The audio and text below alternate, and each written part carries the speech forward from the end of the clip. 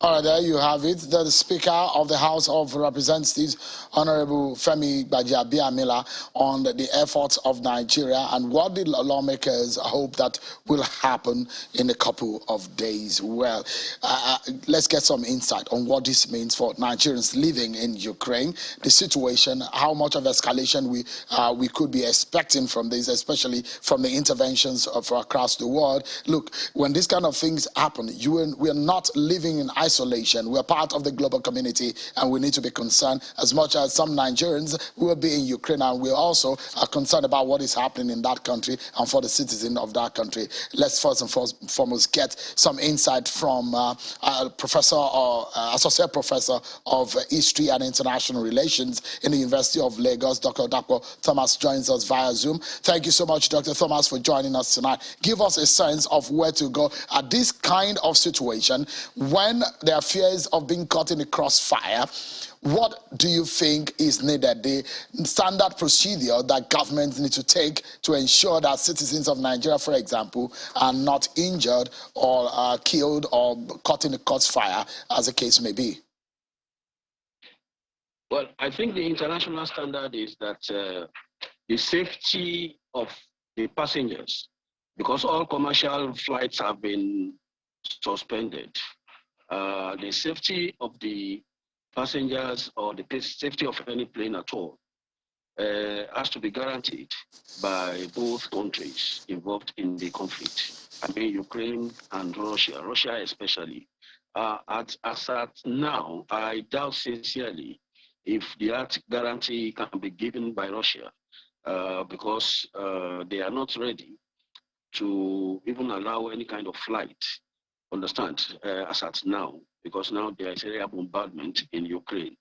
And I know that Ukraine itself cannot even guarantee the safety of any passenger plane. Why? Because they do not have any kind of communication with the Russian leadership on how to secure or protect passenger flights. So I don't know. I don't think it is advisable for anybody now to venture into the airspace of both countries in the interest of, in order to save lives or anything. This should have been done long ago, particularly when it was, the body language of Putin was sufficient for any sensitive government to know that, look, this is going to be an all-out war, or there is going to be escalation of conflict. And so they should have preempted this kind of scenario before, and government should have taken a preemptive action, possibly maybe 5 days ago, 4 days ago. Thomas, if I may quickly come in, aside the fear and the responsibility of Nigerian government and the efforts that are being made in getting some of the Nigerians who are staying in Ukraine back, because you cannot estimate whether, how long this invasion will take and the possible escalation of this. What, in your view, should be done by countries like the UK, the US, Germany, and France, and other bigger countries of the world in stemming the tide of this invasion? Well, there is nothing that could be done now apart from them engaging Russia in the conflict, because a war has been declared. And once the war has been declared, it's always very difficult. I'm not saying that there is an end to diplomacy, but you could see from the body language of Putin that he was not even ready for any kind of diplomatic engagement. So now it is not time for any form of persuasion or any form of rapprochement. This is the time to engage in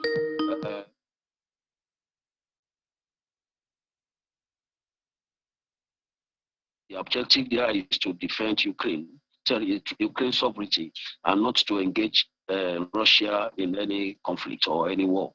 But what I feel, as at now, they are still working on sanctions. They are still hoping that sanctions will work sanctions will force Putin to de-escalate the tension, to de-escalate the situation in Russia. and in Ukraine. But it is when sanctions fail that military action, decisive military action, can now be coordinated or can now be conceptualized.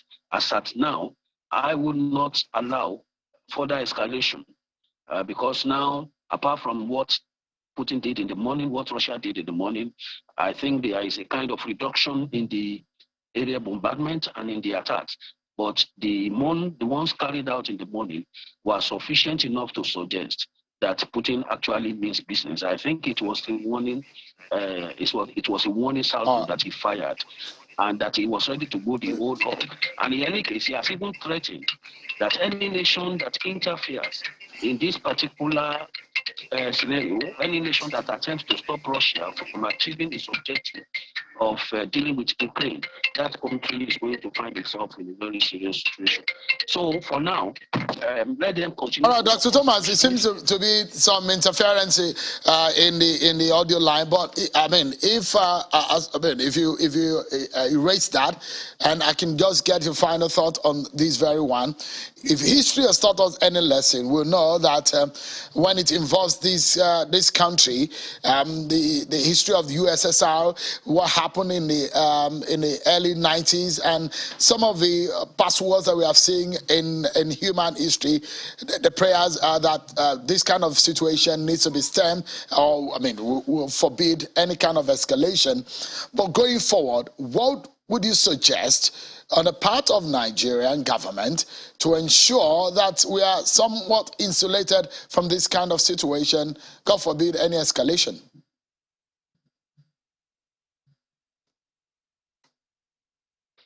Well, except you are thinking of the use of nuclear capabilities, if we are going to limit this conflict to the use of conventional weaponry, I don't think that Nigeria in any way can be affected.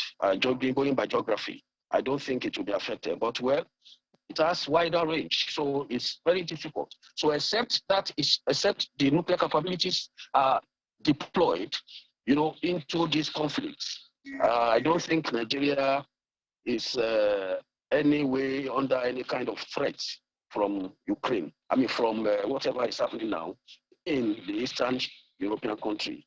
So I don't think in Eastern Europe, I don't think for now, psychologically, geographically, we seem to be insulated from any kind of effect now.